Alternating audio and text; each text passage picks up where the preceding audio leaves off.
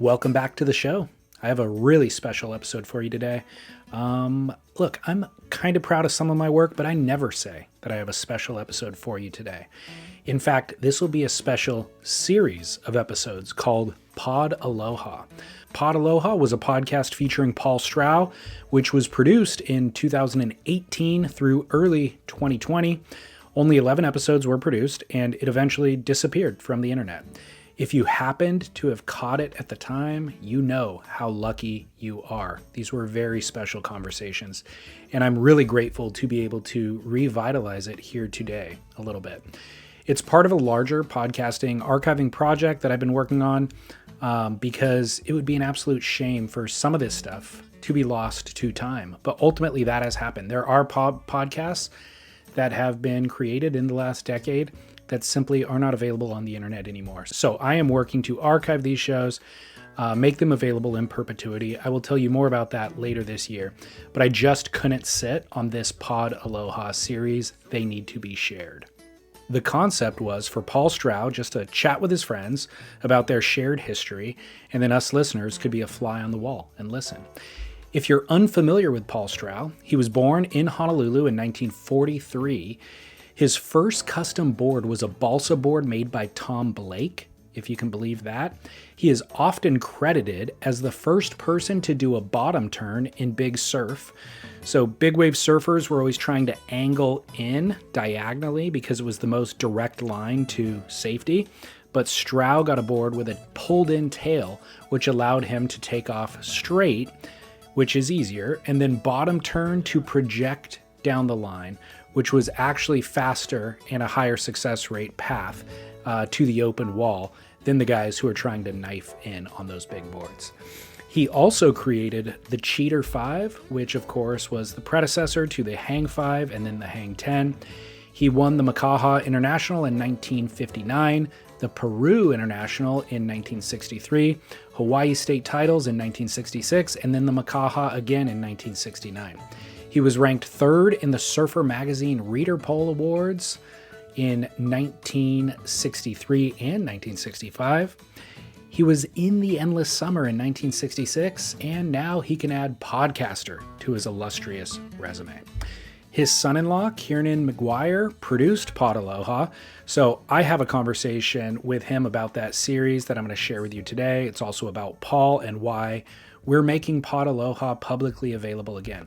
The interview list for Pod Aloha was Jerry Lopez, Randy Rarick, Joey Cabell, Greg Knoll, Skip Frye, Mike Henson, Peter Cole, Fred Hemmings, and Sean Thompson.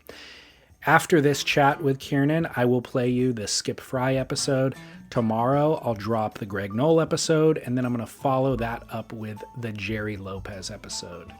The rest, you will have to wait for at a later date.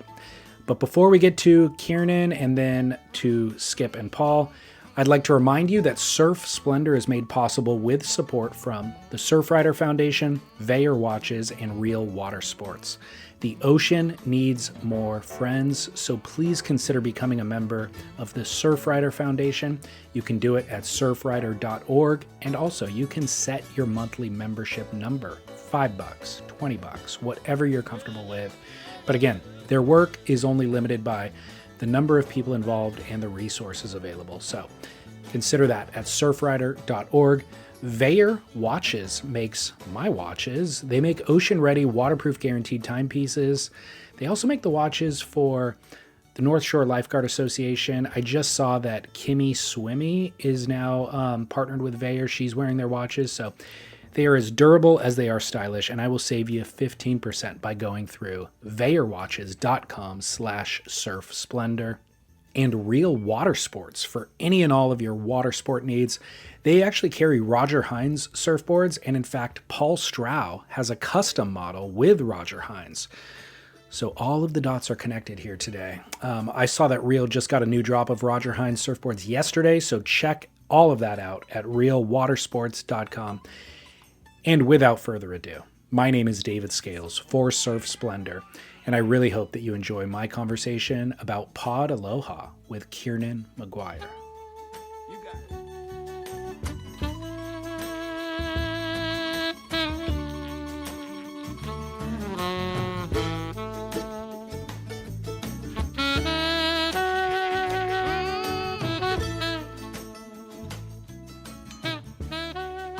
Yeah, so I'm Kieran McGuire. For the purposes of this podcast, best known as the son-in-law of Paul Strauss. So I'm married to his beautiful daughter, and yeah, so to me, he's this just great grandfather and figure in my life, and introduced me to people like our mutual friend Roger Hines, and up-level my surfing that way, but my life in many ways. And yeah, it's as a friend of mine years ago, we were down here before I lived in San Clemente. I was actually visiting Paul, and we went surfing with him at Sano, and my buddy was with me. And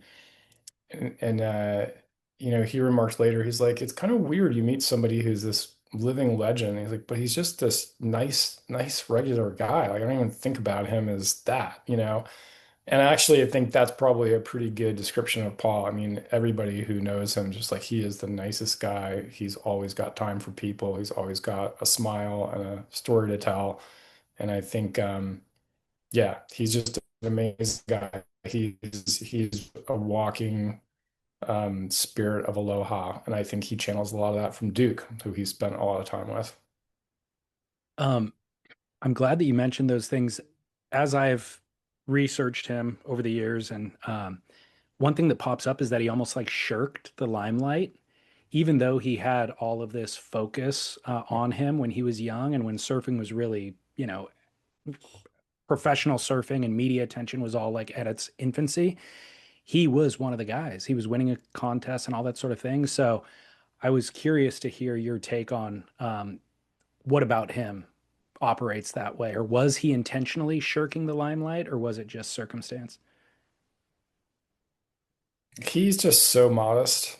I mean, Okay, he's so humble. He's got this real sort of Hawaiian of the earth sensibility. I don't think he was ever interested in, fame or attention. He loved surfing, and he loved, pushing the limits of performance and in his time. And so I think he got a lot of respect from some of the folks that we had on. I mean, the first thing, if you Google Paul Stroud, you'll see, he invented the Stroud 5, now known as the Cheater 5 in many circles. And then the next thing is an article with Jerry Lopez, who said he was our idol. He's who we wanted to grow up and be, and not just in the water, not just his style and grace in the water, but he was always, you know, really well dressed, wearing, white pants and sneakers in the parking lot. So he just kind of exuded style everywhere he went. gotcha.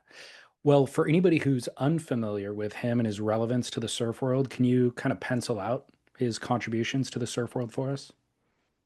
Yeah, well, I mean, I think, as you alluded, we've been watching. Roger said, "Hey, you got to get the Surf Network on Amazon because they've got all these old Duke contests."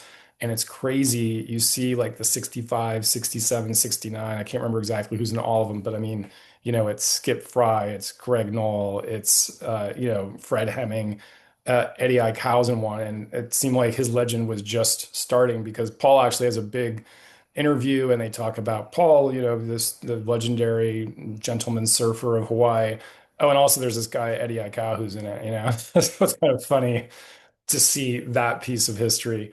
Um, but yeah, I mean, I think he was just a really, really stylish surfer who influenced many people, and he was one of those folks who helped pioneer the North Shore and some of the bigger waves there. I don't think he thought of himself as a big wave surfer, but certainly, you'll hear him talk on the podcast about stories of paddling out with Peter Cole on 30-foot days, and, how to read getting out, thinking, and I just hear those stories and I just laugh thinking it would never occur to me to paddle out on a day like that. But as in all things with him, it's this very casual, there's never any self-aggrandizing. It's just this kind of this very simple matter of fact. He just loved surfing. He loved the water. And, he obviously was very influential on a generation of surfers. And I'm a big Sano guy, and I'll often hear some of those guys going, "Oh my God, like, your father-in-law had posters of him, on my wall when I was a kid." I mean, Sean Thompson, from South Africa describes having a poster of Paul on his wall. So he touched a lot of names that are much bigger than his now, people who did pursue careers in surfing, and had surfboard companies and went pro. And Paul just, that wasn't something that he was interested in. And he really, I think, came back into, he was the executive director at Shack for many years, and I think Yep. he came back and contributed as an ambassador to the sport that way. But he can't help but be an ambassador for surfing. I mean, you sit him down and start talking, and it's just he's got hilarious stories, and he'll share stories of the Duke and what it meant to be with him and to, have that sort of presence in his life. But Paul is he might be the most humble person I've ever met, just completely uninterested in notoriety. Amazing. I love that about him. One other accolade, you kind of referenced it, but Duke Kahanamoku had a surf team. I don't Yeah. remember what the years were, but he only had one roster of four surfers in its entirety, and Paul was one of those four surfers. Yeah, that's right. Yeah, it was Joey and Fred and Paul and Butch. Um, and as you know, Butch is no longer with us, but the rest of the guys were honored recently down at Oceanside, and they got the Silver Surfer Award for that. And man, Roger made this board. He made a Duke Kahanamoku replica board that they auctioned off. That ugh, I'll have to find a picture and send it to you. It was one of those beautiful boards I've ever seen in my life. But yeah, those guys were clearly sent on a trajectory. I mean, they were all pretty famous surfers already, but yeah, to get to travel the world and spread the gospel of surfing. And that's one of the things that, you know, launched the idea of doing this podcast and getting those stories captured because those guys literally helped bring surfing to the world. I mean, they were surfing in Mhm. places where there weren't a whole lot of surfers or maybe none. And they traveled the world and now, you and I were talking about the nice empty lineups that we have these days in Southern California. And it's hard to believe that, when those guys were young men, those lineups were in a lot of the world were empty, right? And so what they helped spawn the way that they rode waves, the waves that they dared to go out on. Jerry and Randy and those guys helping to pioneer the shortboard revolution. All the things that are part of it today that happened in the course of their lifetimes is just extraordinary. Say more about the concept for Pod Aloha and what it was. So it was a really simple idea that really just my wife and I sat around all the time saying she's actually a producer and a filmmaker, um, and I should say an Emmy award winning. I always say I Wow. gotta say that. Yeah, it's fun. Whenever we have the Emmys, I get to sit and I don't do this anymore, but the first year we were together, that was what I would do on Instagram on Emmy night. Um, so she had often thought about doing a movie around the Duke team, actually. Okay. And so, life is hard and, there's many other competing things for time, but she'd done a lot of work on it. And finally I said, there's this podcast medium that's popping up, and all we need to do is get a microphone and we could start capturing these stories right now. And I think I'd broken my ankle and left my job so I could rehab because I was like, I got to get my ankle back because I can't not surf again. And so I had time on my hands, and I said, Paul, let's do this, right? I'm going to come down and we'll do some interviews. We did a couple things over Zoom. Getting some of these guys on a Zoom call was a serious challenge. I think that we did some of these during COVID. But the idea was really simple. We wanted to capture the stories of these people who brought surfing from, a very small audience to the global phenomenon that it is now. And they're all hilarious. And spending time with some of these guys at events and things, I mean, the stories that they would share with each other were funny, they were poignant, they captured the history of this thing that we love.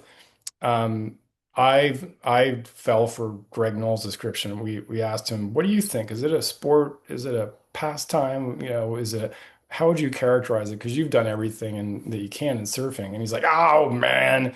He's like, people want to put all this stuff on it. It's just a lifestyle, man. It's like you can try to make it a sport, but it's not. Anyway, listen to that. I wherever I was before that interview, Greg just totally convinced me like that's what it is. Like I'm not interested in contests. I don't watch contests, but I love surfing, right? would rather surf than do just about anything else. So I think that makes it a lifestyle thing. But I think the other thing that we really wanted to capture, and I think this is the essence of Paul, is aloha, right? Mm. And the spirit of what that is, because for him, surfing and Hawaii and the Duke are all intertwined around that concept of surfing. And I remember Paul once, and this probably captured one of the interviews, but he once talked about what aloha meant to him in the water, and it was being aware of everything around you, of the waves, of the creatures that we get to spend time with, dolphins and sharks, uh, and also other people, and being aware that we're all part of this energy force, we're all part of this unity, and we need to show respect for it. And the more presence and love that you put out, which is really that is the spirit of aloha, the more that ripples through and creates momentum and energy. And I thought, man, it's really a unique concept, right? And if you look it up, it doesn't really translate directly into any other language. So it's many things. I encourage anyone to go out and look it up and see which version resonates with you. But one thing that's for sure is our world needs more of that in the Mm. lineup, and I think everywhere. So it's a really beautiful concept that, I just seen on t-shirts, and, it's part of like Welcome to Aloha. But, that sense of intimacy, it's aloha is the Polynesian words for face and for breath. And so literally the traditional aloha greeting, which I'm sure is you actually touch foreheads and you exchange breath. So it's this incredibly intimate communion between two people as a greeting. So I just felt like, yeah, let's anchor this around that concept, and let's talk about what aloha meant to all these surfers, because a lot of the people that we interviewed were Hawaiian or spent a lot of time in Hawaii. Um, so we really want to capture that. It was a big part of it. That's a big part of Paul. Yeah, I love that definition. And just for listeners to be clear, it's basically Paul interviewing his friends. That's kind of that's how the show structure, and it's so casual, and they've spent decades together in most of these cases. So it's phenomenal. But how was the guest list developed? And then go on to say, maybe were there some names who you didn't get around to interviewing, or you and Paul didn't get around to interviewing? Yeah, I mean, there was, well, so first of all, the guest list came up pretty organically. I mean, everybody, you don't need to know a whole lot about the history of surfing to know who all these names are. So it was, how fast can we get to them, right? I mean, Yeah. some of them are scattered all over the world. It took a long time to get to Greg, for example. His health wasn't great, and he was just, in a remote area. Others like Fred is still, he's out there talking to people every day. So there's some people who are really easy to get to. And then Skip, it took a while to get to Skip just because he's a really busy guy. And if he has a phone, I don't think he checks that much. I can't remember all the details of every one of them. But man, that one was magical. We went down to his shaping bay, and those two guys, I don't think I realized how tight they were and how many shared stories they have. But sort of the intimate stuff that came out of that interview about their lives, Skip in particular, was incredibly powerful. So yeah, so it was basically opportunistic. I mean, we had a hit list of people that we wanted to get to, and then it was, how can you get to these people, because many of them don't really want to be found, to be honest Yeah. with you. And a lot of these guys had health problems. I mean, Greg is no longer with us, Mike's no longer with us. And that was another one of the impetus for doing this, is we want to get these stories because they weren't going to be available to get in this format for a whole lot longer. We knew that. Buffalo is one that I'm really sad we didn't get to, because Paul was so close with him and has got some hilarious stories of him. I think in the Greg Knoll episode, they talk about some of their history with Buffalo, but he is just such a living legend and titan and personality. And unfortunately, we weren't able to get them. We even talked about going to Hawaii just because of that seemed to be the only way that we were able to get him, and that couldn't happen. I think I told you the main reason that we didn't continue is my son was born, and our lives just exploded with busyness when we were both working, and we just ran out of time. But yeah, that's why I'm so grateful that you're doing the amazing work you're doing, because I think you guys I think you started out around the same time. We got to 11 or 12 episodes, and what are you on now? 4,000, 400 or something? Um, 500 and almost 90. I think it's like 587. Yeah, that's Uh, just, we it's, didn't start, for the record, we didn't start at the same time though. I had a bit of a jump on you. did you? Okay. Well, what year did Pod Aloha, um, when was it published and how long did it exist? So I think we started it the year before my son was born. So it would be about 8 years. And we basically worked on it for about a year. And then as soon as my son was born, that was kind of the Yeah. microphone thing, collecting dust since then. But yeah, I mean, I know how much work you put into this. I Yeah. mean, it is a lot of work. And I commend you for sticking with it. And I wish we had had more time to get more of these stories told. But um, everybody in the surfing community, I'm sure, is and should be grateful to what you do because it is not light lifting. And I can't even imagine. It's sort of like when I talk to people who have 5 kids, I'm like, I don't know how you have 5 kids. That's how I feel about the amount of work that you have done. It is a true mission. Thank you. I appreciate that. And I have a desire to do the work first and foremost, so I would do it anyways, and I did it, for 5 years, just kind of running on that desire alone or passion for it. But over the years, have gotten very kind feedback, and now get it pretty regularly with people sharing their gratitude, and that is all of the validation I need and motivation I need to keep going. So glad to honestly have the opportunity to do it, and be able to meet these people.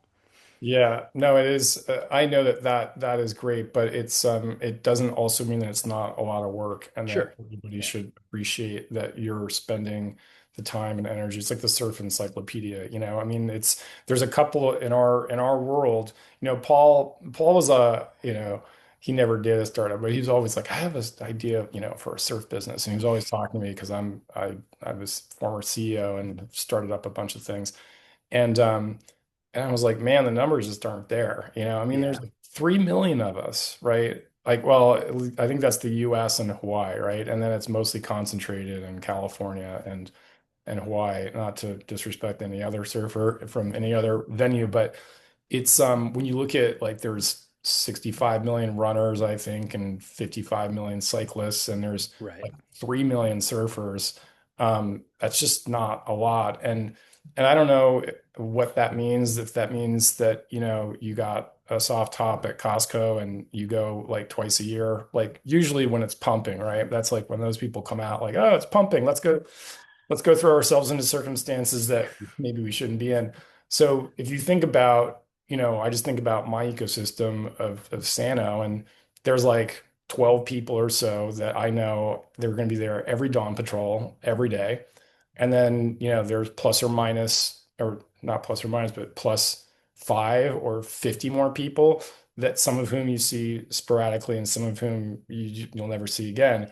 So I don't know, they're probably surfing other places too, but I don't know what that 3 million really means. But that's why it's hard, I think, to make a business in surfing. And that's why we need people like you who do it because it's a passion and it's a love, and we get to hear all these stories that otherwise we wouldn't. You kept me company, you and Roger kept me company on a bunch of driving I had to do a couple weeks ago. And it was just great. I'm just sitting here listening to people talk about this thing that I love, that if you weren't doing it, then I'd be listening to Pivot or something. Right. Well, I feel like you're kind of discussing a fly on the wall scenario, and that's how I feel with the Pod Aloha interviews too. It's very informal interview. It is just two buddies chatting, and you feel like you're in the room with them, basically. So I loved it. But was there any episode you mentioned a couple? You mentioned Skip, you mentioned Greg Knoll. Was there any episode that you was your favorite, or maybe just conversations that you are a Um, highlight for you? Yeah, I mean, those two, I think the Skip one was so powerful. There's that great story of one of their buddies getting a spear gun through the foot in some, drunken evening. And it veered from that to Skip talking about, you know, his son and some really intimate stuff. And it did feel like do these guys remember the mics were on? Because there's it's two friends talking, and that's deliberately how we structured it. I tried to be as minimal as possible and basically just ask some prompting questions because I knew there were some like cool intersections that we wanted to get out. But mostly it was, yeah, it was two buddies hanging out and talking story. It's just unlike me doing that in a parking lot with a friend. It's like these guys who've been there, done everything, shaped our boards, made history. Um, and then I think also the Randy Rarick and Jerry Lopez one, that was actually the first one that we did. And so it was like, is this going to work? I didn't know what I was doing. I'd never produced anything in my life. And are the mics even going to work? And it's like we got Jerry Lopez and Randy Rarick in a room with Paul. Like, when's that going to happen again? It actually happened more than you think because they all go to the same surf events. But to sit there and hear them talk story, and Jerry had a really rough red eye and was really tired. And when we started, it looked like we needed to inject him with some caffeine. And then, he's talking to his former, idol, and like his eyes just started lighting up, and those guys just got into it. And yeah, and the anecdote about Randy, I think he got on a boat to go to Australia, and by the time he got to Australia, the shortboard revolution had happened, right? So to hear those kinds of stories, just the hilarious stuff, but also the just incredible history that they drove and were part of. And for the most part, all of them are just the most normal, down to earth guys you can possibly imagine. Totally. Um, did you learn anything new about Paul through these conversations? Um, honestly, it was more, I think, of reinforcement of everything I knew about him, his humility, his love of surfing history, his ability to just tell funny stories. I mean, he's always got, I mean, from the first time I met him, he'd always have this, oh, remember that time at Malibu and some guy hit me in the leg, and it started this whole like, gangs got involved. I mean, it was just crazy. You're just thinking like, really? Somebody at Malibu hit you and that incited some there's listen to I think it's just the one-on-one that I did with him where he tells that story. But he'd always just have these hilarious stories to share. And so no, it wasn't, I don't think I learned anything new, but it was a reinforcement of everything that I already knew.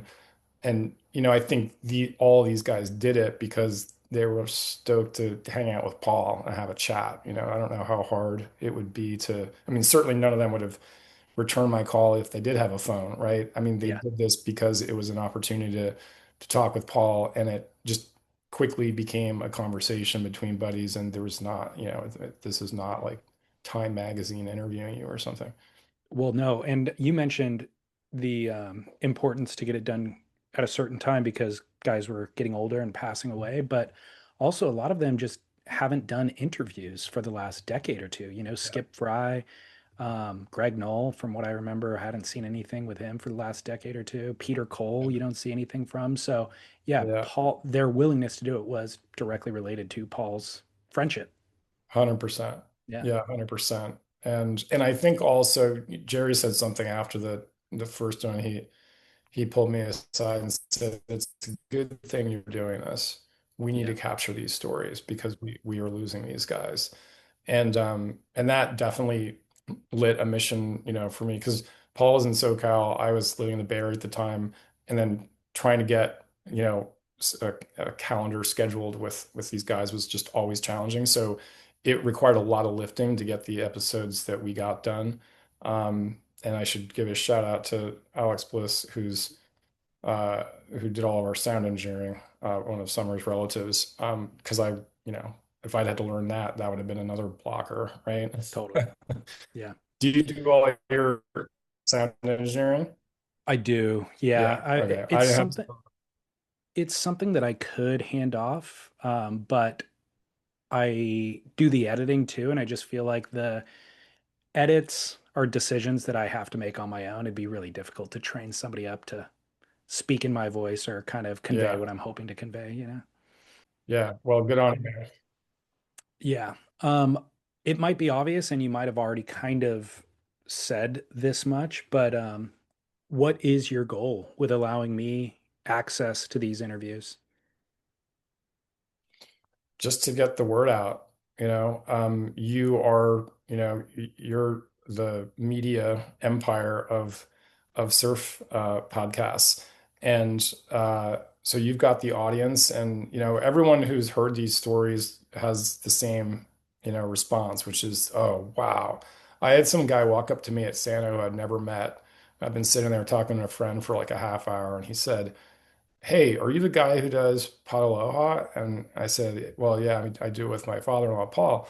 And he's like, "I recognize your voice, man." He's like, "I live down in San Diego. Like, we've listened to all those episodes like 5 times, Yeah. right?" And so that's when I knew that something had been captured.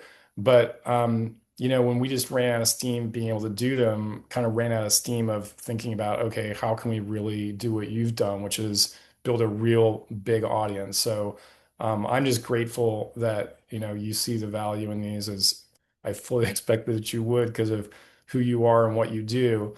But to get these stories out so they can be heard for by a lot of people and for a long, long time. I mean, when I met Paul, I started surfing late in life, and so I didn't know much about surf history. I didn't know much about Hawaiian culture.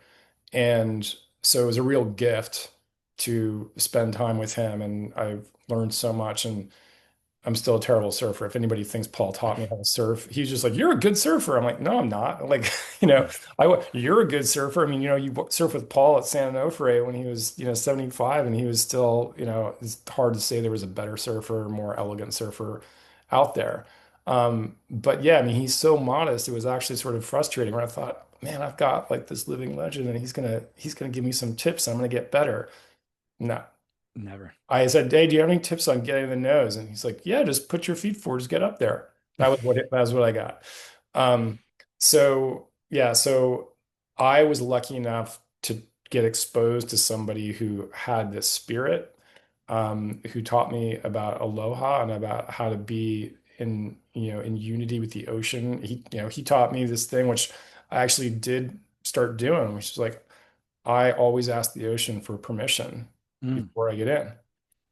And I said, "Oh, has it ever told you not to get in?" And he said, "No, no." But I always ask.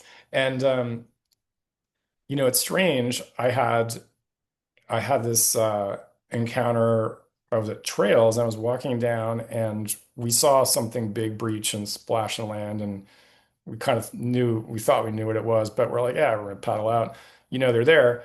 And but I did that morning. I said, "Can I come into the ocean this morning?" And it was one of the worst days of surf I've ever seen there. It was like the wind was on it, the waves were really short period and nasty.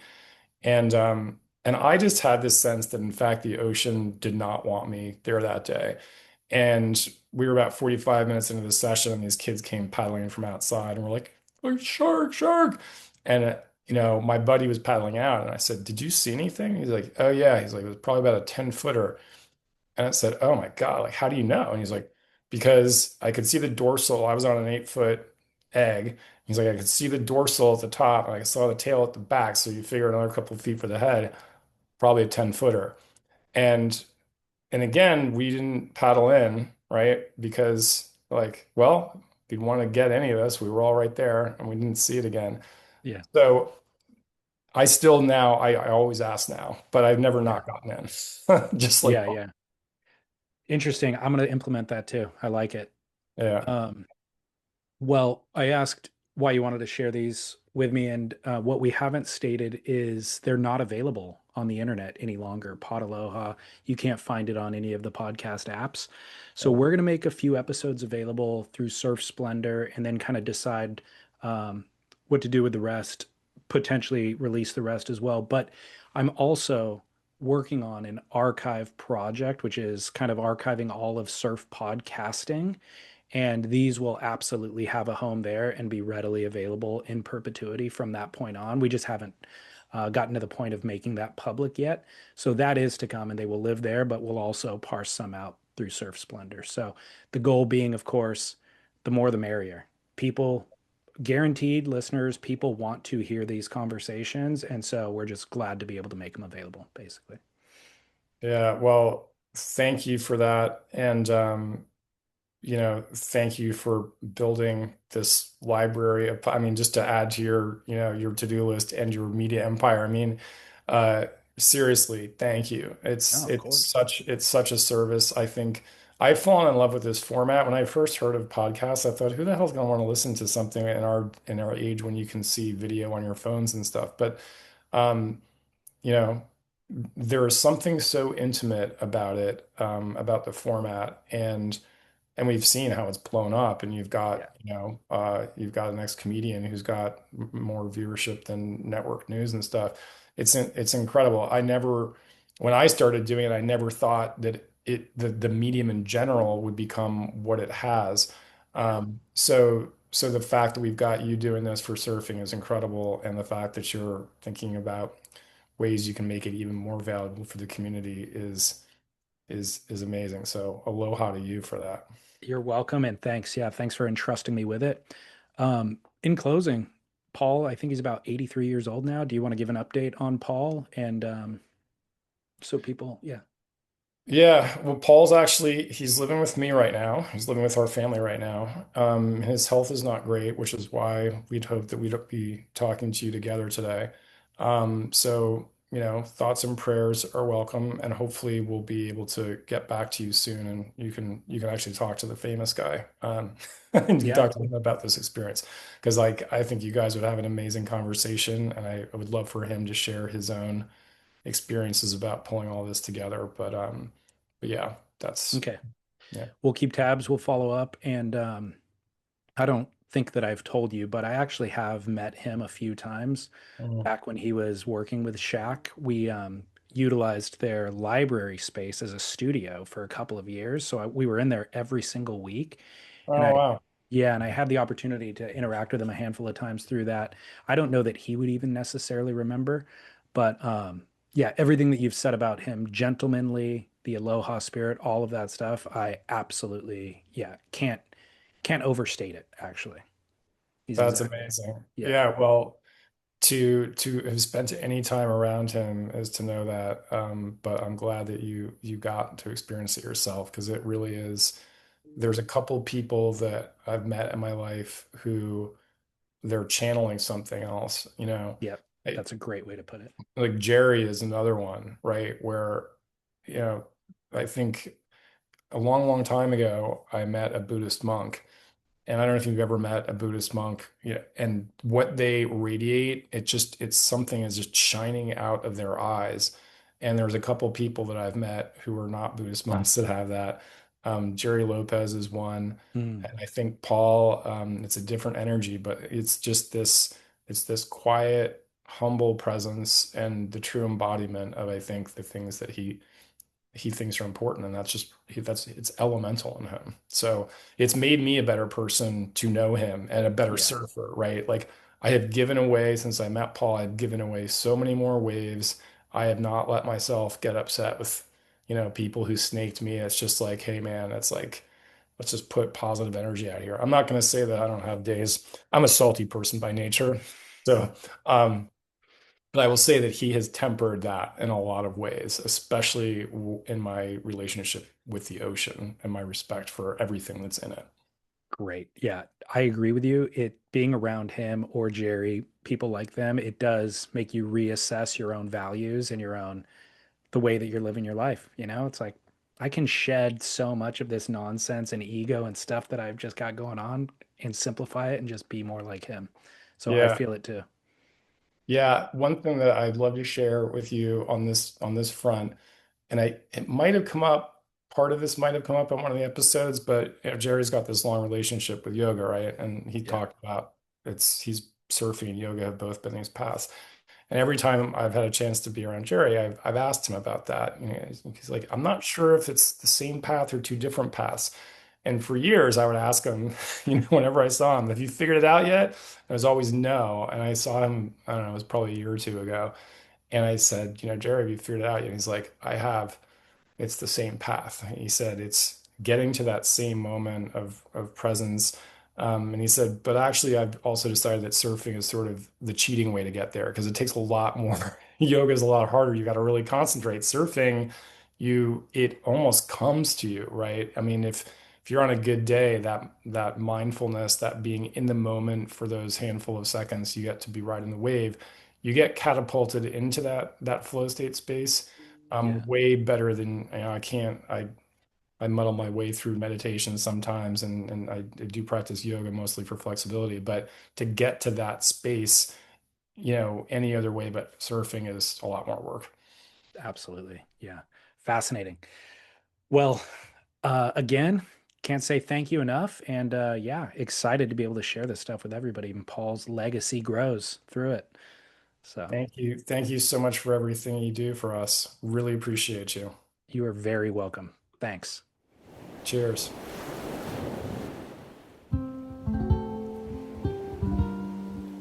Welcome to Pod Aloha, dedicated to preserving the heritage of surfing and the spirit of aloha. I'm Paul Strow, and I'm going to take you inside the stories of surfing's biggest influencers. And I'm Kieran McGuire. Today, Pod Aloha welcomes Skip Frye. When he was inducted into the Surfing Walk of Fame, he was hailed as a smooth, polished surfer, renowned as a master of the undervalued art of trim, finding and holding a pure angle in the fastest part of the wave. It could be argued that surfboard design in the USA progressed largely because of his innovation in the shaping bay. Born in San Diego, he started surfing in 1957. He was an original member of the Wind and Sea Surf Club.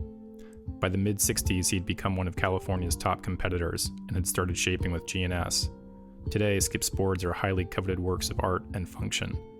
His honors are so many that we can't name them all here, but include the Walk of Fame, the International Surfboard Builders Hall of Fame, the Skateboard Hall of Fame, and Wind and Sea Club's Surfer of the Century.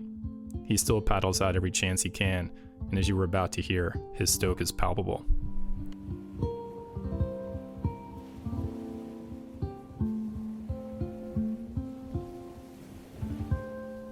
Hey Paul, aloha. Hello to you, Kieran. How's it going?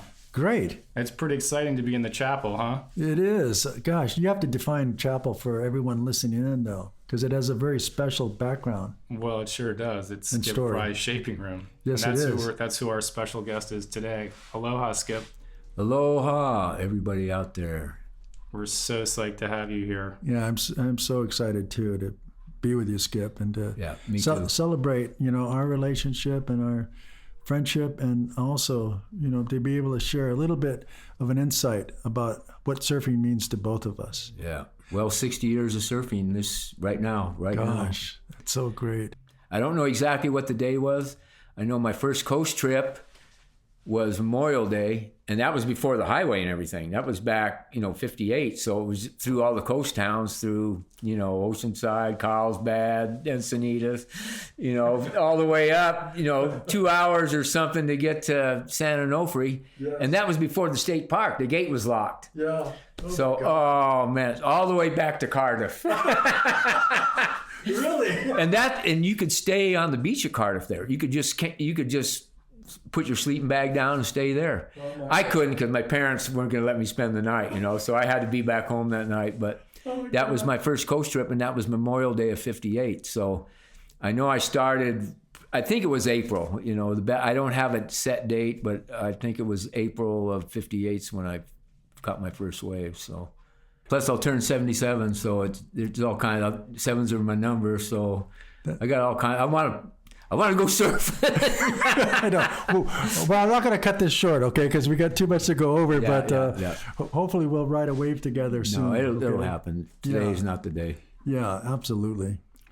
There's so much for me to share with everyone listening in about you and about my relationship with you. And I have to admit that day that I arrived here and when I was 18 years old in the summer of 1961 and came to California as a graduation present from my parents when they asked me, what do you want for your high school graduation? And I said, a round trip ticket to California. I've never been there. I'd love to meet all these people that I met, some of them in Hawaii, but I'd love to meet them and others, friends of theirs.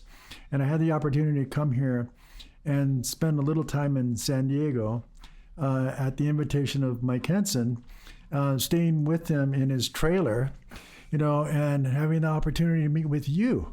And ever since that, it's been a very special relationship I've had with you. And I've always admired you, Skip, because you really are an independent thinker. You are not only one of the most graceful surfers that I've ever seen ride waves, but you also have that grace carry over into your lifestyle. And you don't take anything for granted. You're a very sensitive person, and it's so admirable. I've always looked at those qualities that you have, and I hope that we'll be able to talk a little bit, and everybody listening in will come to understand how significant you are, as you have been to me. So it's such a pleasure to be with you. Well, I thank you for that, Paul, and it goes both ways. You are always one of my favorite Hawaiian surfers, especially from the 60 period, maybe my favorite. We're all reflections of each other, through the years. We should all learn stuff from everybody we're around.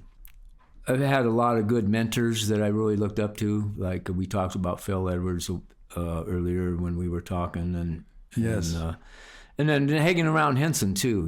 Henson was he was a go for it type guy. I was kind of a wallflower and a shy guy, so I wouldn't have been exposed to places and people and stuff if I was on my own. And he was such a forward person. He always wanted to go meet the man, outdo the man, and he wanted to learn and do. So right. Hanging around with him a lot when we were young, I got exposed to a lot of the people and places in surfing that helped set seeds in the beginning of my lifestyle there. So I'd like to talk, ask you a couple questions, though, because we're going to come back to Mike. But I think one of your early influences, and that surfer was mine as well. Would you mind talking a little bit about what you saw in Phil Edwards as an individual and then as a surfer?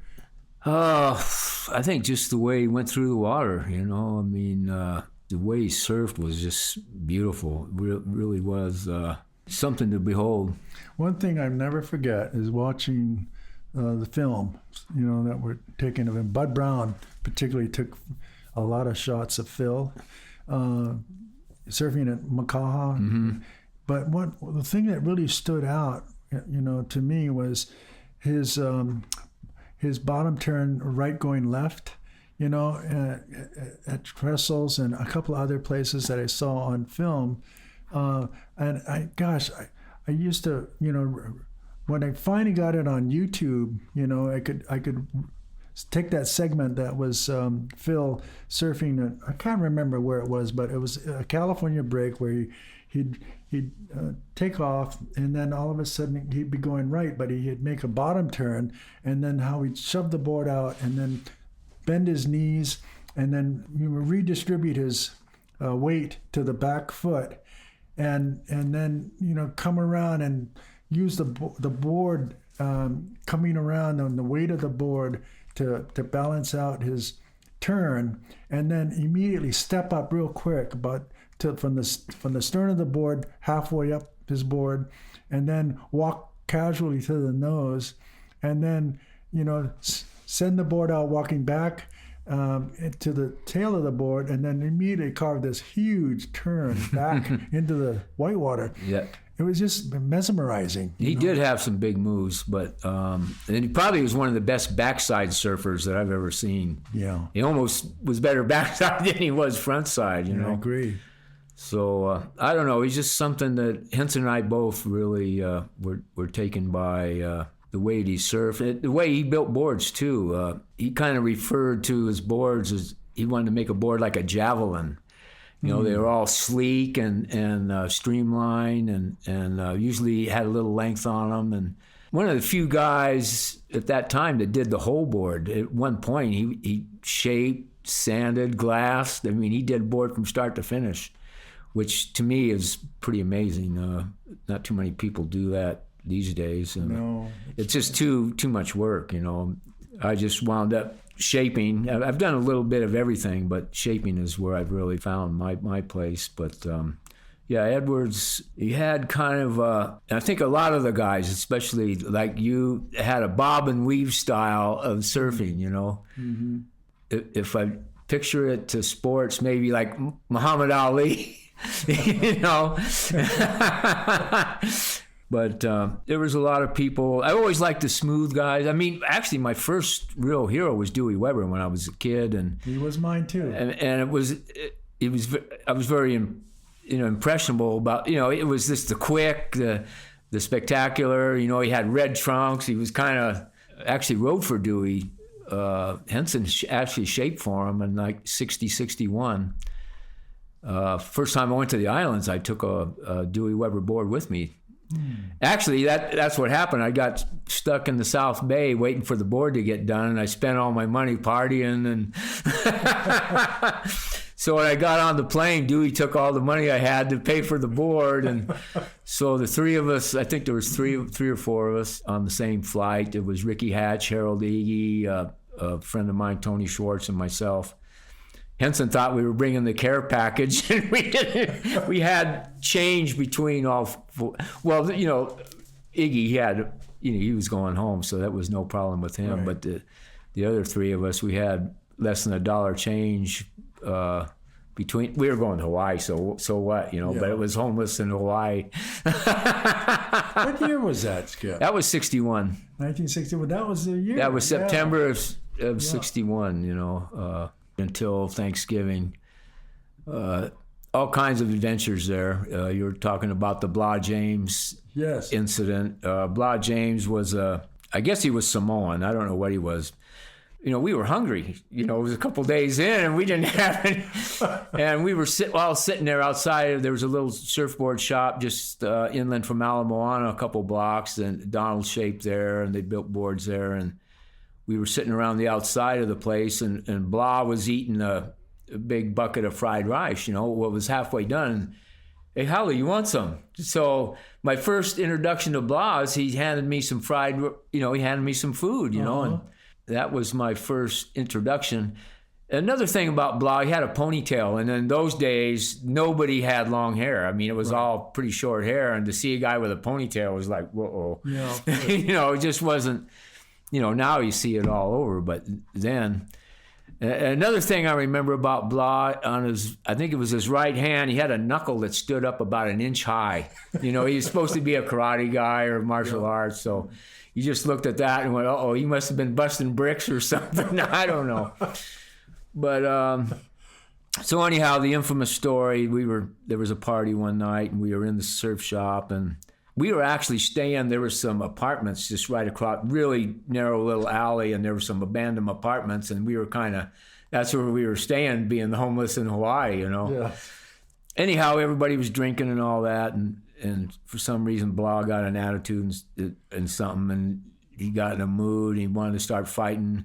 I remember Tony Schwartz, my friend, he was a pretty big guy, so he handed Schwartz a folding chair, says, okay, here's your weapon. Come on, let's go. You know, no, you know, nobody wanted to mess with him. Right. And Gene Harris, he was really a guy from the South Bay, and he was, come on, Blah, you know, cool it, you know. Trying to talk him down. Yeah, we're all friendly here, you know.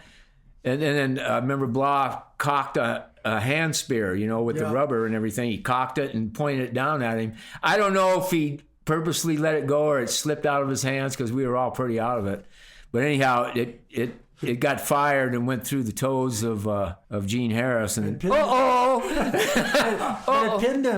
pinned Gene to his foot to the floor. So that was like it was bedlam. We couldn't wait to get out of there. No, it was like a command: evacuate now. We evacuated and finally went over to our thing, and we put a rope out the other side of the building. It was the second story, and it was the Blah escape, so it was a rope out the window.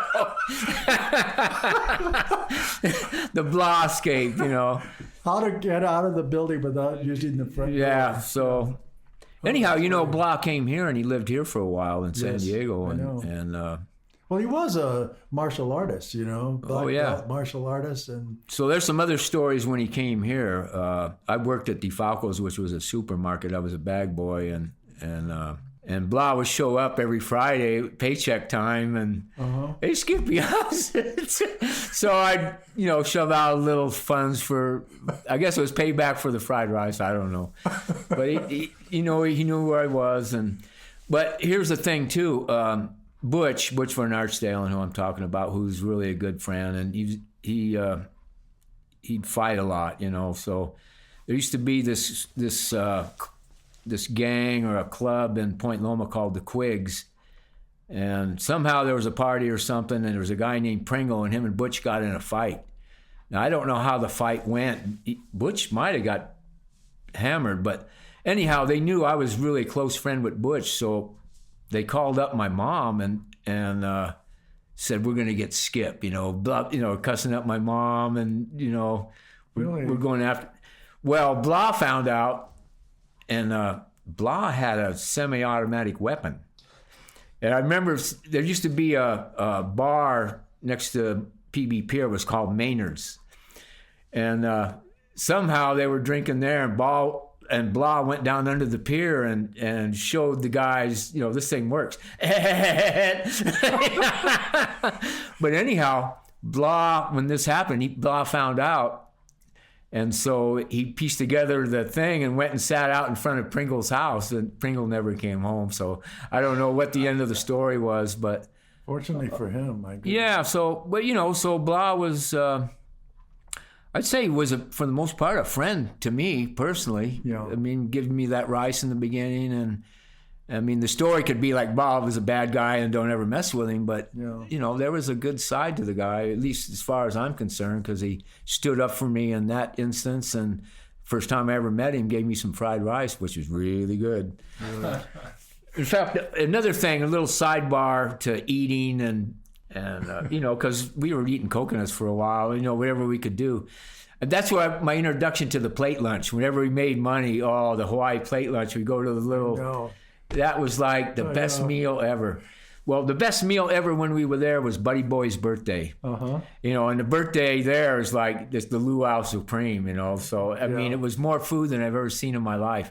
I ate so much food at the beginning that the aunties and everything brought out all the desserts and cakes, and there was no room, man. I couldn't eat no more, eat a cake or a pie or whatever it was. But always, that was like one of the best meals like ever. I mean, as good as any Thanksgiving dinner I've ever been to or anything was Buddy Boy's birthday, man. It was like the feast supreme. It's interesting that the first thing we're talking about right now is your appreciation of the Hawaiian food.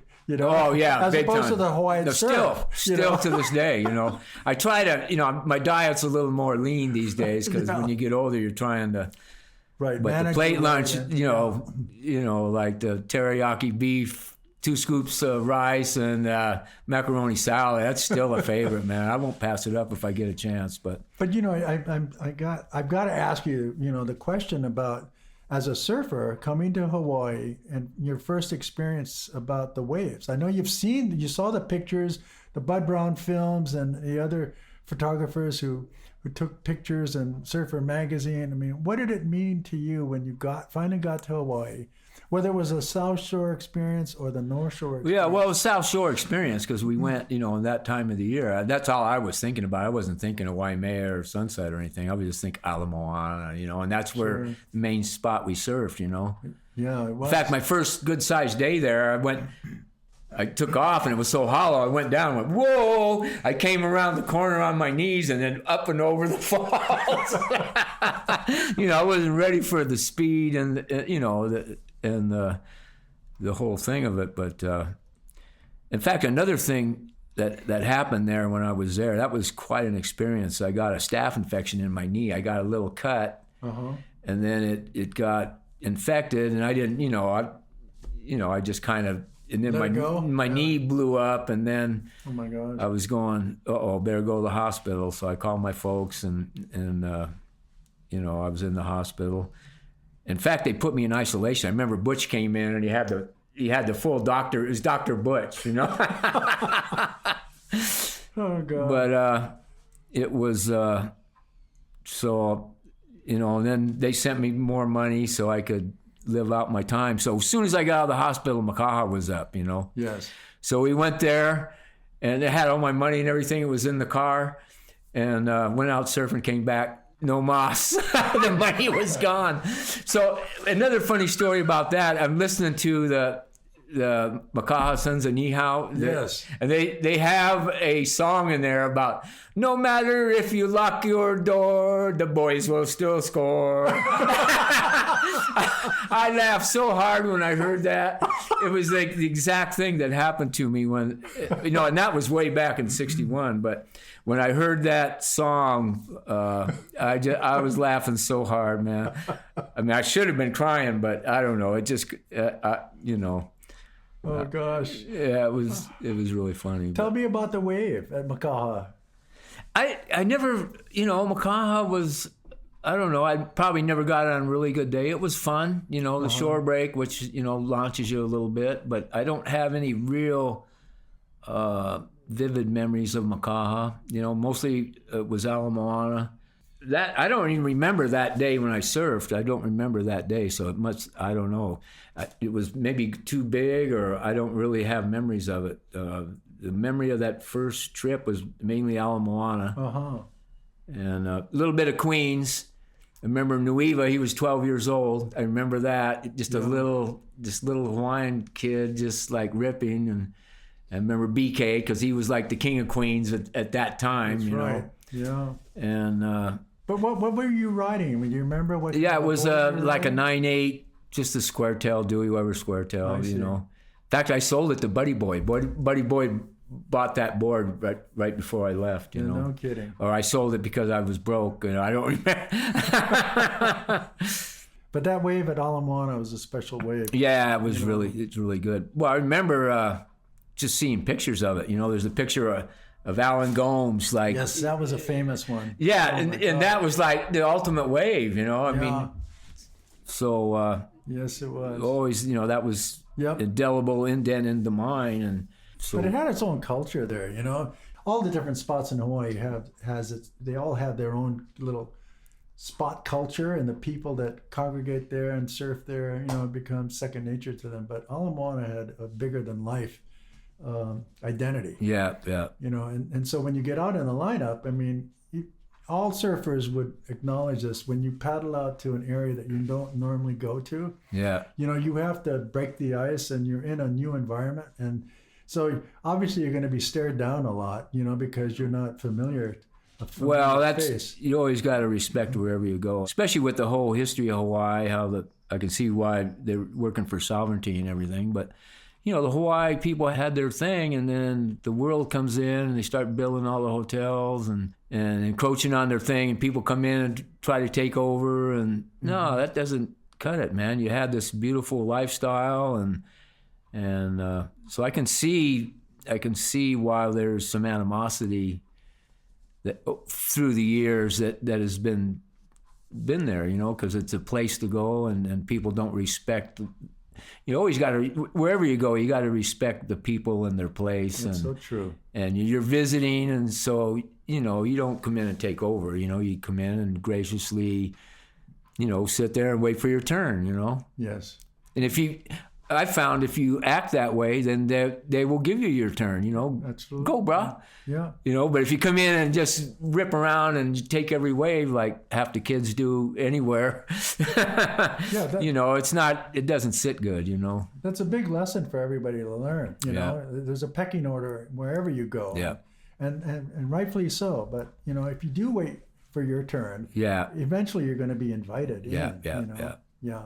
And I hope everybody listening will understand what we're talking about. Yeah, I never really had a problem there, not every time I've been to Hawaii, because I kind of approached it. Well, I was kind of a shy chicken guy anyhow, so I mean, I wasn't like a bold go there and take over the spot type of guy. You're such a quiet, good-natured person. I remember the first time I went to Makaha, maybe a couple years later, and Hemmings paddled up to me. I didn't even know. I knew who Hemmings was, but I didn't know he knew who I was. Yes. And he gave me the full aloha, man. He came up and, hey, Skippy, how you doing, man? Welcome to Hawaii. Gave me the full, acceptance, and I'll never forget that, man. It was like really impressive from somebody of his stature and everything. So, Gosh, that's fun. That's nice to hear. Yeah. Really nice. yeah, I told him that. I when I saw him, one of the last times I saw him, he was actually here a few years back, and he had a hip replacement. Yes. And then I went to see him in the hospital a couple of times while he was here. So, but I told him that story, how impressed I was, just how friendly and open he was, because, like I said, a lot of people come and I'd get an attitude after a while. I don't care who it was. Oh, there's another guy, buzz off. I know.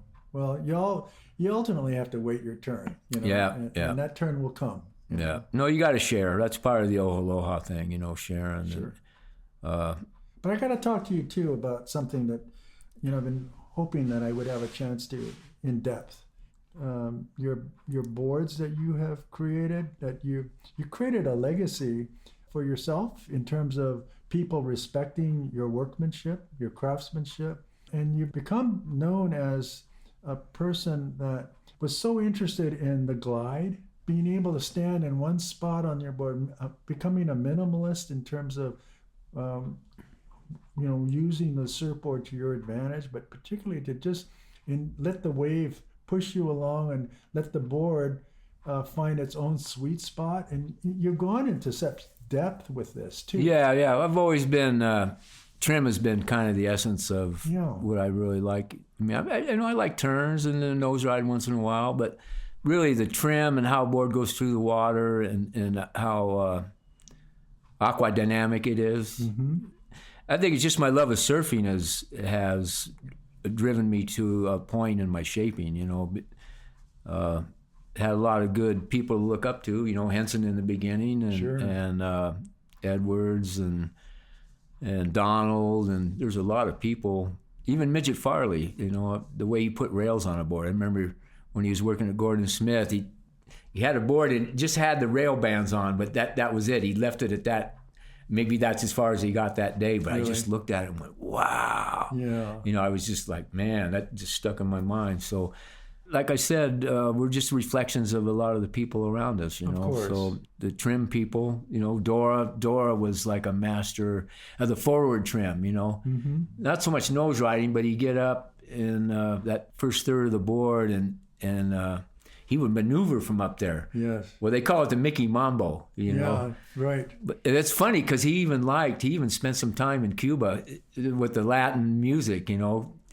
No, he was really, and actually that's my favorite music too, is Afro-Latin, like Pancho Sanchez and Tito Puente.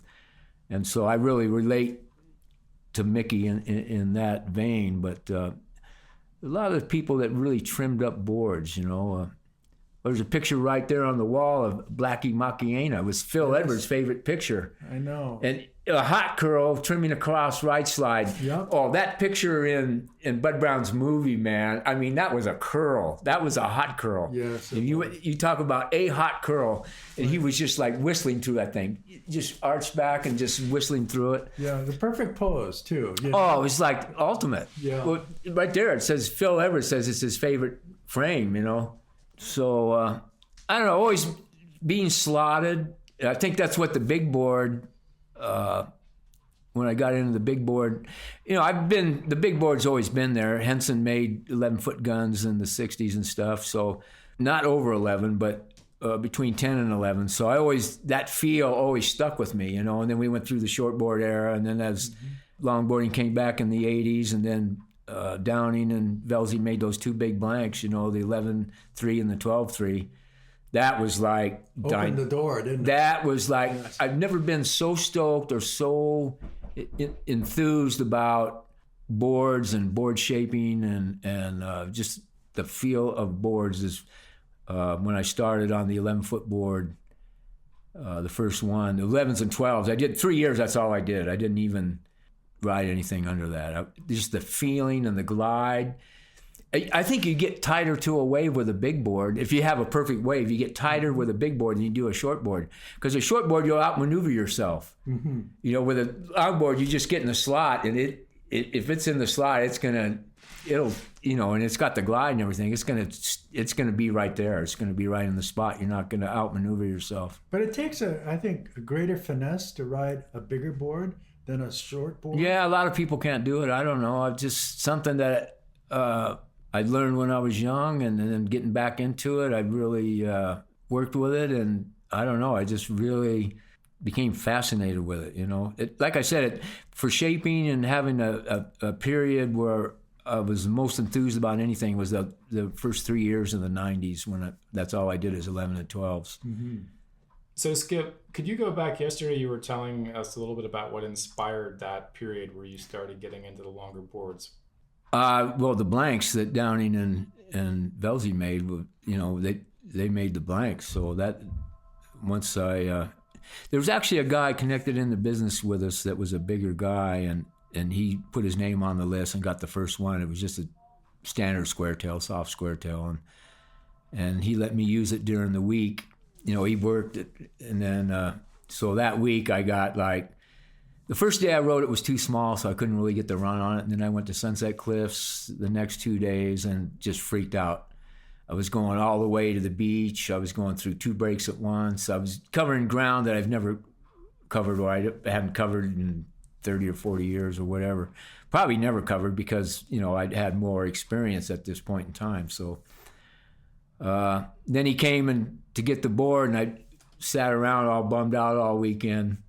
Because that's where I just wanted that feel, that the boards that I had, 10 or 15 boards, 10 foot and under, didn't do it, Mm-hmm.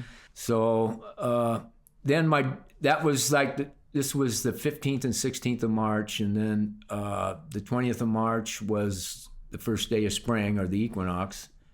I'd ordered a blank right straight away. Soon as I rode his board, I ordered this 3-stringer blank, or this T-band, and made myself an eagle. So my dog's birthday, and I used to ride with him all the time. His name is Leroy, but I rode him on a 10-foot board, and I thought, oh man, I put him his birthday. Donna, let's go film him at PB Cove on his birthday.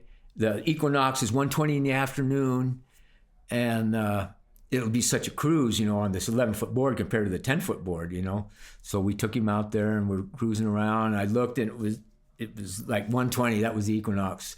So a guy pulled alongside him. He gave me a high five, and he peeled off right, and I got this left with Leroy all the way up into the channel, and that was the last wave he ever got. Really? And the guy actually gave me the board back because the dog passed away that summer, and so he gave me the board back. It's even got his picture on the bottom. It's got a silhouette picture that Donna took of. In fact, both boards have the equinox that I shaped that afternoon. I came back and shaped that board. So anyhow, I'm reading this story right in the middle of that period. It was about 92 or something. And I'm reading Blake's book about surfing in Hawaii, 1935. Now, Blake was making these hollow boards, and Duke got pretty inspired through Blake, and Duke had some woodworking things that he learned through the missionary schools or something. So he sent away for this 16-foot piece of redwood. And I think it was pretty green when he got it, so he let it cure and put it up in the rafters. And then he dug it out. He actually dug the deck out and got it down to 125 pounds. Blake said he didn't have the weight to turn the thing. But anyhow, so the story that really got me, it was finally first break surf, and so they paddled way out to outside Waikiki, and as the story went in the book, Blake says, well, what do they call this part of the break, and Duke says, well, this part, I don't know. I maybe gave him the Hawaii name, but he says, let's name it in honor of the big boards, So Papa is board in Hawaii, and Nui is big. So Papa Nui, that they named that part of the break Papa Nui that day. But the deal was, Duke was kind of a mild-mannered guy. He wasn't one that carrying on too much, as far as what I know. And but Blake said his first ride went to his head like wine, and he was screaming all the way to the beach, just yeah, you know, just like so jacked up on this. Well, he was going back into the King State too, you know, like the big. I mean, I think that's probably why he did it, because there was this one board. What was it? Prince Packy or whoever it was. There was this big long board that I think he rode once or twice, but or it was in the museum. But anyhow, reading that story and seeing how enthused Duke got was the same kind of feeling I got from going to, you know, 9 or 10 foot boards to 11 and 12 foot boards, you know. Right. So I related to it totally. It was just like, man, the glide and the carry and the majesty of these big boards and going across the expanse and I don't know. I really was taken by. It was probably a perfect time to read that story because of where I was in my endeavors at that time in the early 90s. You spend a lot of time thinking, or have spent a great deal of time envisioning when you're looking at a board that you're about to cut out and, you know, put a template on. You don't really imagine, you know, how this is going to help you. You think about what you want the board to do first. Pretty much. Yeah, and then you come back and lay that out so that it's a thought process where design is a major influence. Well, it depends on the waves too. Waves dictate a lot of what of spots you serve, or, you know, that's why there's so many different boards, because every spot's a little different. And even conditions day to day are different. Season to season. I have certain boards that use different seasons. How many boards do you have in your own personal equipment? I don't know. Well, how about it? I have no. I don't know. Pick a number then. Like 8? I wanted to laugh. I know I just underestimated. 8 times 8. So closer to 70 or 80 boards? I don't know. It's probably more than that. I don't know. Well, we should just say for our listeners, we just got a tour through 3 different buildings full of boards, so it's definitely closer to the 8 to the 3-digit number. 8 times. Yeah, it's 3 digits somewhere. So Paul and I we had a little moment when you were dealing with something, and we said we got to remember to ask Skip, how do you decide when you have, let's say, it's 75 boards to ride, right? Sometimes, usually, like I said, seasonal, certain boards in certain seasons.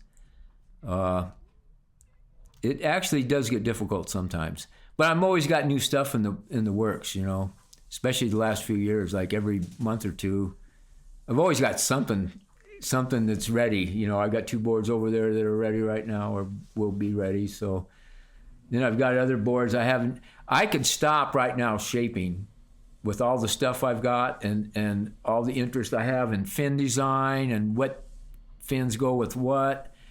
I could spend the rest of my life, if the surf was perfect every day, and I wouldn't learn it all.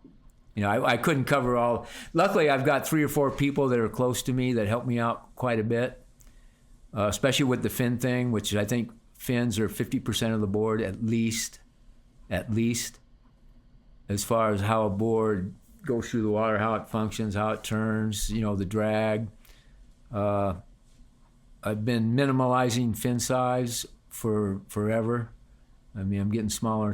Probably I'll be back to the old days where there's no fins, you know. But if you're minimizing fin size to accentuate maneuverability, it's not really that. It's sensitivity, isn't it? Because the board is going to be very sensitive to your displacement, weight displacement on with a fin that's less in depth. Yeah, what's more, see, there again, it's a lot of it's trim, you know. Yeah. So I'm not cranking any Phil Edwards turns, that's for sure, or Dewey whoever turns, or I like turns. I mean, I do my turn, but it's everything again is for flow and speed and planing and glide, and maybe that's where I am. You know, I'm kind of getting more that way in my old age because it's just an evolutionary process, and it just kind of goes where it goes. And luckily, I said I have 2 or 3 people that are really close to me that have the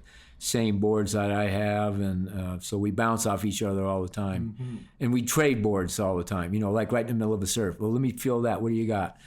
You know, ooh, that's good. I'm going to go in, you know, next surf I'm doing that, you know. Right. So we're And then different seasons are different. What we were doing a couple years ago, it doesn't, for whatever reason, doesn't feel right now. Yeah, it feels a little different. So you gotta. I don't know. I know one thing with, and I think it's global warming. You know, they say that's a hoax and all that, but it's a lot windier than it used to be. You know, a lot more. In fact, right now as we're speaking, we've been in the wind throes of wind for a week or 2 weeks, or right. I don't know. It seems like a couple of years, but it hasn't been that long.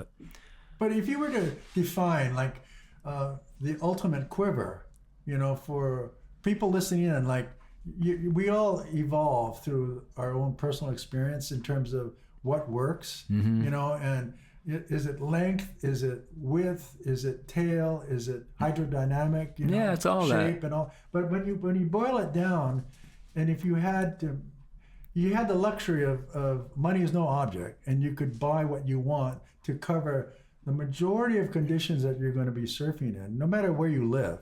You know, the waves are going to be small, medium size, and big. I don't even know what a magic quiver is. What's the number on it, you know? 5 boards? 25? I don't know. For me, I'd always have, you know, a lot of people ask me, what about one board? If you were stuck with one board, what would you have? Well, it'd be between 10 and 12 feet somewhere. Probably be an 11-foot board.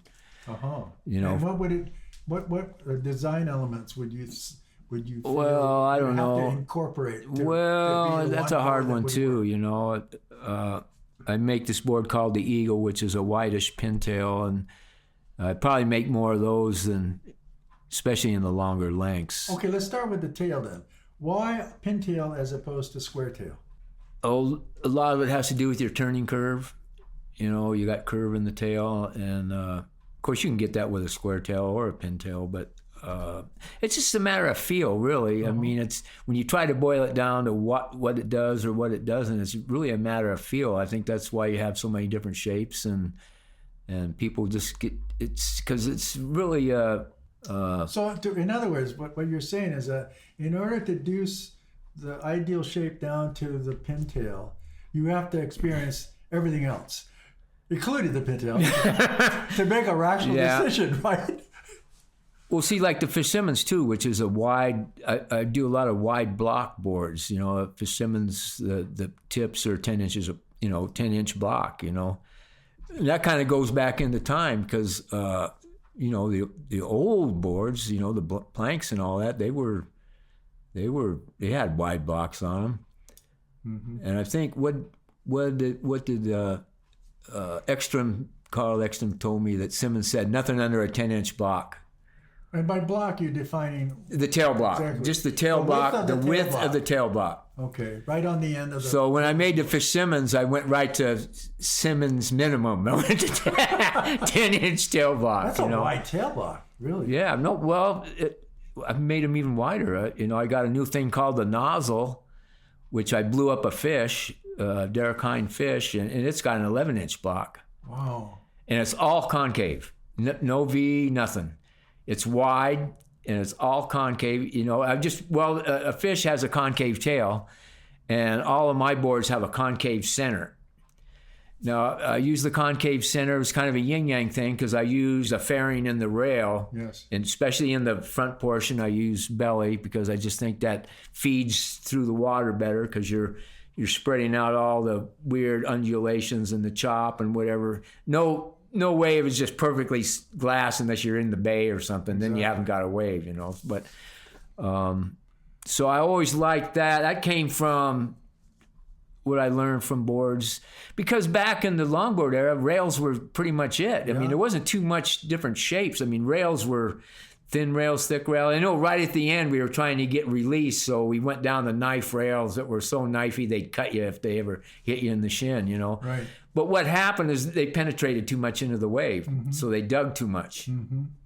So there's the perfect thing of too thick a rail or too thin a rail. A too thick a rail pushes out and it doesn't penetrate enough, and you don't feel the wave, you know, or it pushes out. And control. Yeah. So there's a perfect rail there somewhere, and weight has a lot to do with it. Like an eggy type rail, which kind of penetrates, but it still pushes out. And then it depends on your waves too. Like in Hawaii, like at a pipeline or something, you want more of, you don't want the rail to dig too much. That's where the low rail Right. which Henson, Lopez says Henson came up with that, and that's pretty much was it. He got a low rail, and that made it possible for people to surf that type of wave. Originally we were surfing it with the old soft longboard. Forget it, man. That didn't work. You could see the guys they couldn't even get down the face. They were just getting sucked up into the, no release, and it didn't work. But it's amazing since I've been surfing, and I know you too, Paul, just how what's happened in technology with design and fins and the whole thing, and the waves that people are riding now. There's just waves that we didn't ride before because they were too radical, Now they're riding anything, everywhere, anything, and that's all technology and board design, and that's what's so.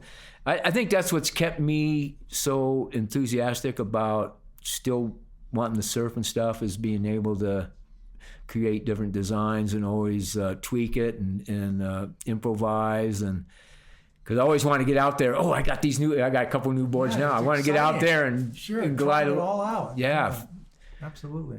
Like I could stop right now. I could stop shaping right now and just surf the rest of my life. But it doesn't work that way because surf's not good all the time. It's probably a good thing because we probably get jaded. Yeah, I agree. You look at the people that hang at the beach all the time. Every place has its mayor, and that's the guy that's there every day. Yes. He never goes. He just comes to the beach. He hangs out. He's the mayor. Right. But when does he get stoked? It has to be the best swell in 5 years. I got a stoke, Whereas you and me, we're working every day. We don't care if it's blown out. We're getting there, and we're jacked up just to get in the water and paddle around. And every occasion is special. Yeah, so the guy that hangs out all the time, I feel sorry for him, really. It's nice to be there when you can, and I've learned that through my faith too. I've got surfing was kind of my God for a long time. Everything suffered because when the surf was up, I was there. So the family suffered. My first marriage broke up because of that, because I wasn't paying the bills and just barely squeaking out enough to make along. And then my faith came along, and I always had my faith, but I was up and down with it. I didn't follow it for a long time, especially when my first wife left. I went to do this period that was really bad.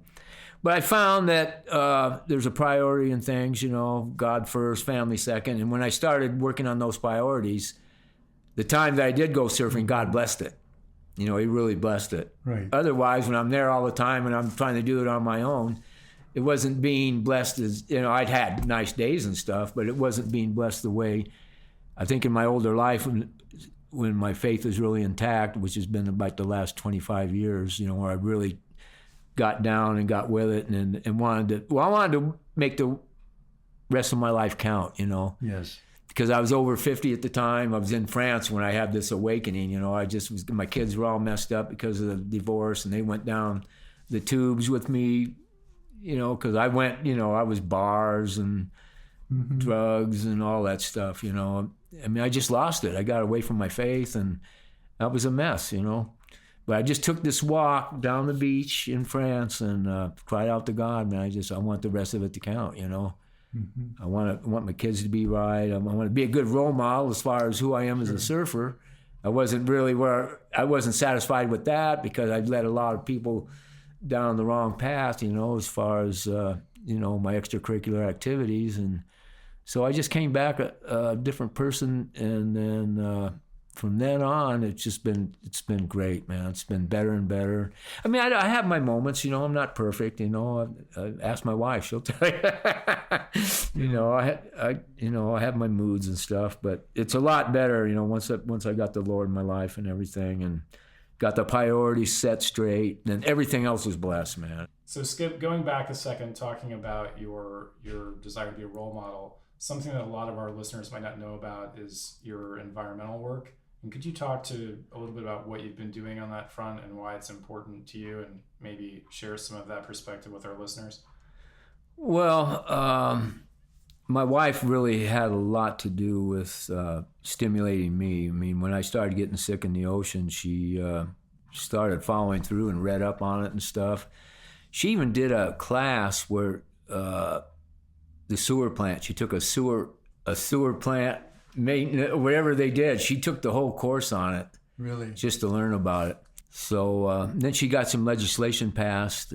The reason they monitor beaches now in Southern California is because of some work she did with one of our local California congressmen, and got where we were monitoring the beaches, so we know what's going on. You know, for me personally, I think it was just an outgrowth of my love for the ocean and surfing, and I think trash is one thing that just like bugs me up one side and the other. You see trash right next to a trash can, you know. All you gotta do is pick it up and put it in the trash can, you know. Mm-hmm. So I got paper picker-uppers, and usually wherever I go, I'll at least pick some trash up. Sometimes I'll do extensive trash pickups and other, you know, try to leave it better than I found it, you know, because you know, the beach is so beautiful, the ocean's so beautiful, and to see it trashed up, and I mean, it's given me so much pleasure over the years, you know. I mean, it's nature at its finest, you know. It's just very important. Yeah, it's very important. You know, it's just like anything, you know. You take care of it, and it'll take care of you. You know, it's right. Same with surfboards. I'm a wax freak, you know. Like any dirty little, I do like 3 applications of wax, and I'll take wax off a board, you know. Worst thing, and I always want to clean guys' boards off. Here we got like 2 years of wax, and it's all dirty, and it's weight to start with, because, you know, it's a pound or 2 of weight of wax. And then you get all these bumps. So you get a certain amount of water flow that comes up over the rail and goes along the deck. And when it goes across that bump, it's just going, you know, it's just drag. It's such. I learned back. They had these 2 nose riding contests in the '60s that Maury put on, and Henson had made these boards, a couple of boards for the event, and Maury had this stuff called slip check. You know, it was an abrasive spray you put on, and usually it was on the nose. So we were playing around with it, and this one board, you know, we put some on the nose and did it. And he said, how about some on the tail, so we don't need wax? So we put some on the tail. That board slowed down so much. You're just talking about putting it on the deck of the board. The deck! Because the water would flow over the tail. It was like slowed it down so much, we got a sander, and so that showed me right there. If that's slip check. That's not even like wax. That's worse, you know. These guys with their stomp pads and everything. Yeah. Oh my goodness.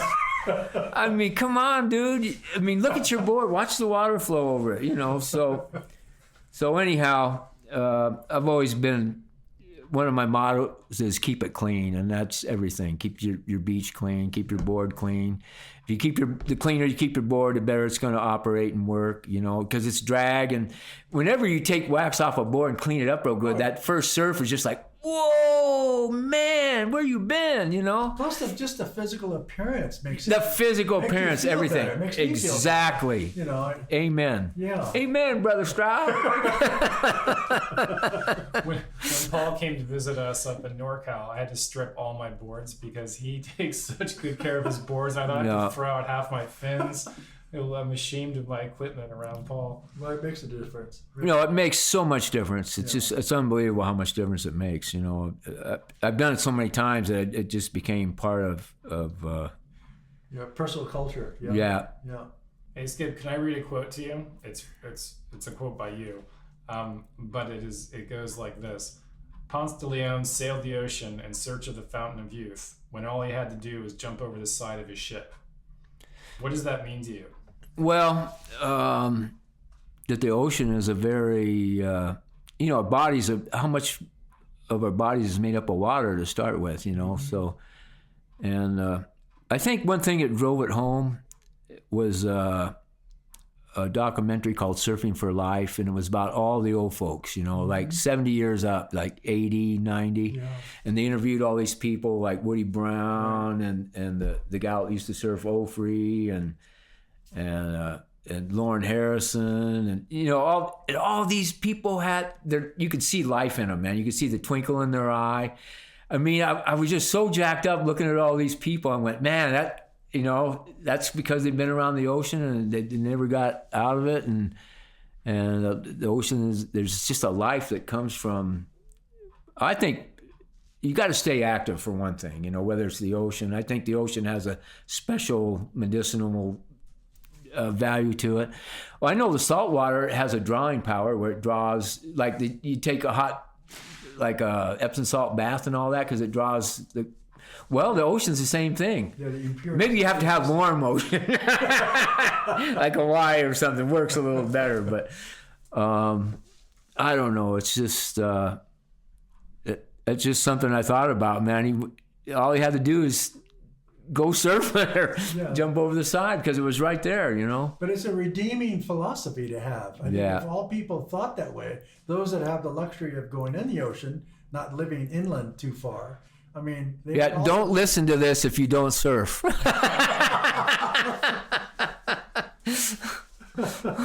I think it's pretty amazing, again, the medium being a podcast, but man, if you could sit in this room and see the two pairs of eyes of Paul Strow and Skip Frye, it is twinkles galore. You guys are amazing. No, it's been really good to both of us. I think the people that so many good people are in the lifestyle and stuff, and so it's a brotherhood or sisterhood too. I one thing I do is I mentor women, because women are kind of, in any facet of society, have been kind of left to the second rung of things, and I just like their presence in the water. It's they're not as competitive, the testosterone and all that.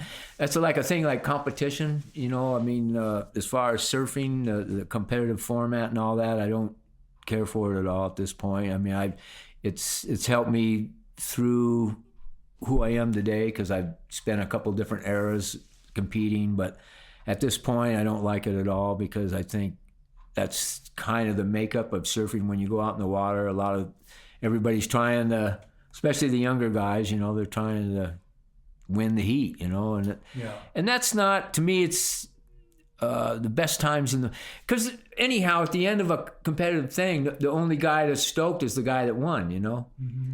So if we're going out as friends and we're just having a surf, we're going to the beach, we're going out, we all come in with that feeling, nobody has to tell us that we won or lost. We're just going out, sharing the aloha, sharing waves. Where the competitive format, you're not sharing waves as much. You're trying to get the best wave or I don't know. I just don't. The best out there. That's not necessarily the essence of life. No. So that's why I like the women, because they're not as competitive and they're just fun to be around. And I think I've got a whole group, and they're kind of international. I've got Japanese. I've got some Filipino. I've got some Chinese. I got my little group. We call it Team OG. It's not really a team, it's just a loose group thing. Mm-hmm. They call me OG, which is uncle, or it can be grandpa too if you add another I to it. OG. Yeah. So they call me OG. They all call me OG. But there's just a number of girls. You can see them on the wall here. This is the girls' wall right there, and I don't know. I've just had so much fun mentoring them and helping them out with boards and trying to increase their love of surfing and the ocean. And I pretty much help them out all the way, just a group of them. And I just like, I don't know, women in the sport. I just think it balances it out and kind of removes that, what I just talked about, the testosterone, competitive. Should be the aloha spirit, we all should be going out there having fun and just enjoying each other and the waves and sharing waves, and I think that's one thing that's lost in the modern era. One thing it is just the population itself, especially here in California. We live in the best place on the planet, pretty much, or one of them, and everybody's finding out about it, and the crowds and the people, it's just getting. I don't know what's going to happen eventually.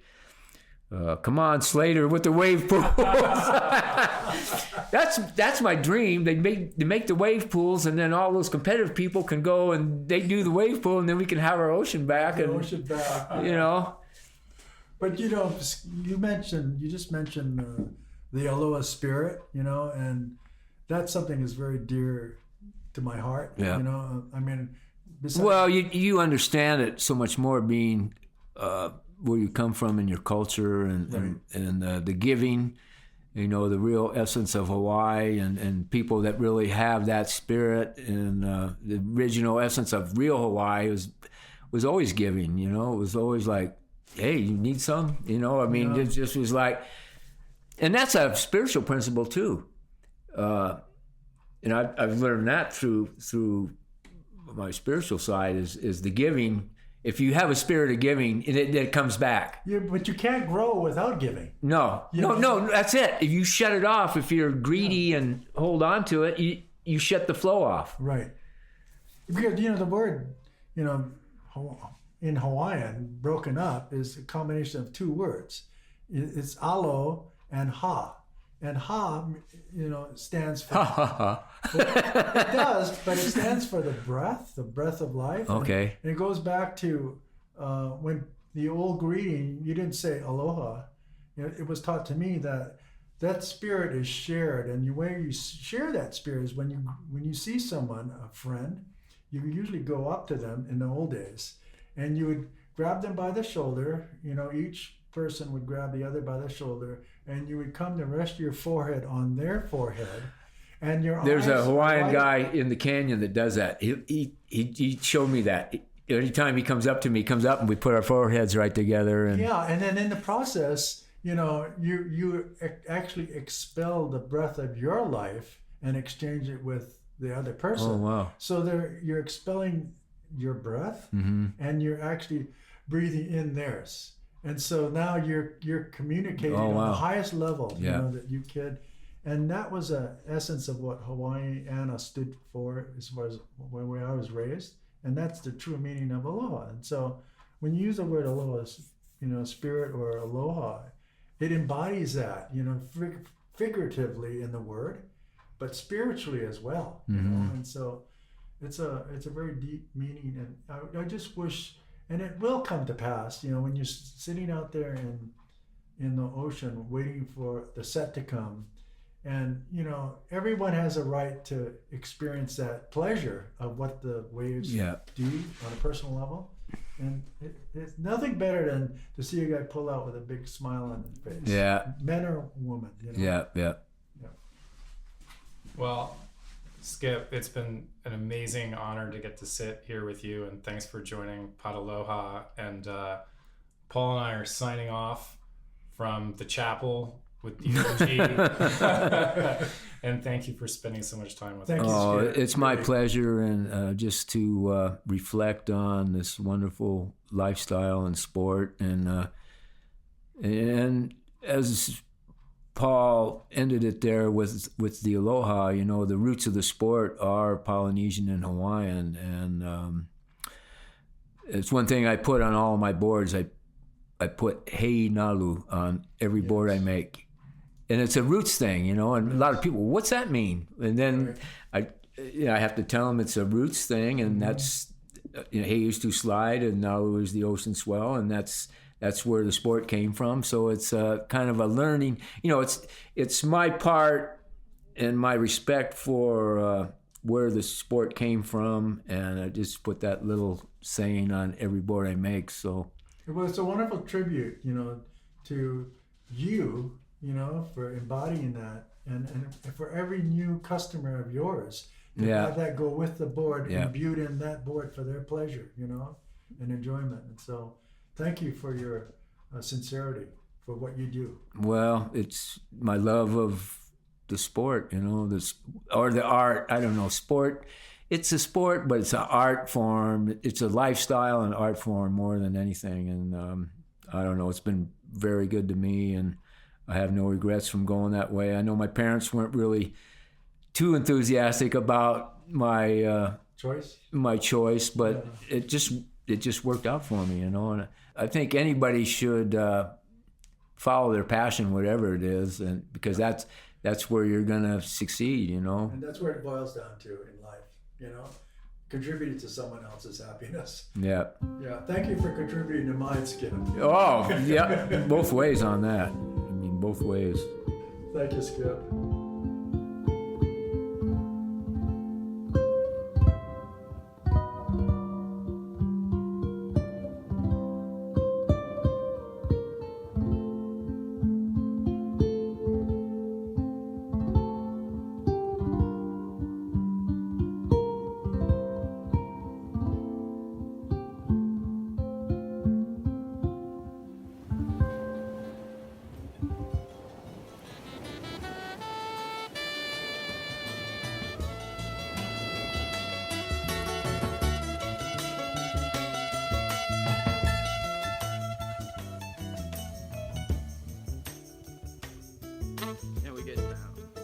There you have it, ladies and gentlemen. Pod Aloha.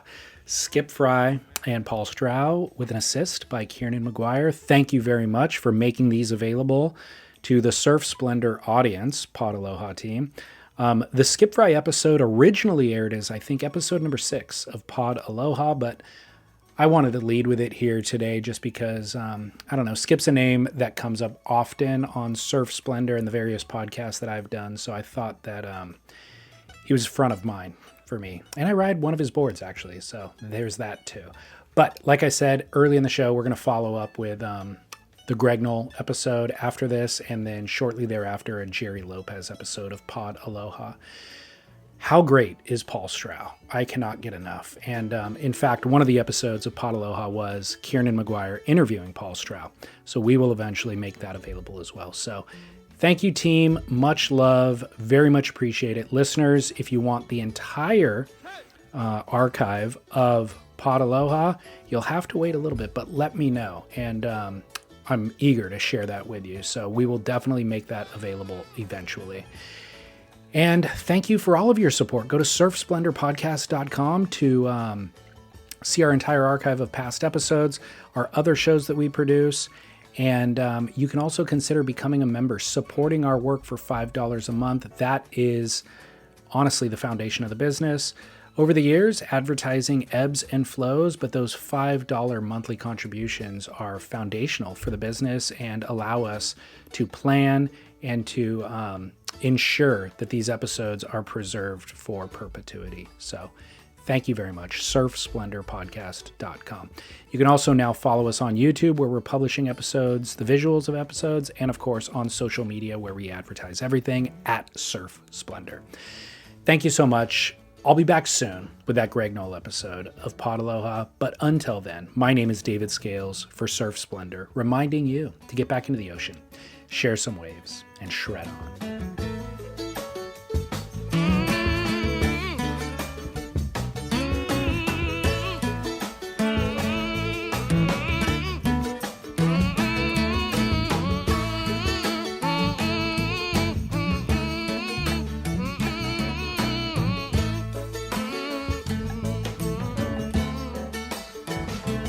Hey, hey,